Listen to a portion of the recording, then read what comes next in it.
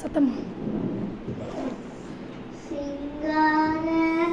மாளிகையில் ஜெய கீதங்கள் பாடிடுவோம் சீயோன் மணவாளனுடன் சீயோன் மணவாளனுடன் சிங்கார மாளிகையில் ஜெய கீதங்கள் பாடிடுவோம் சீயோன் மணவாளனுடன் சீயோன் மணவாளனுடன்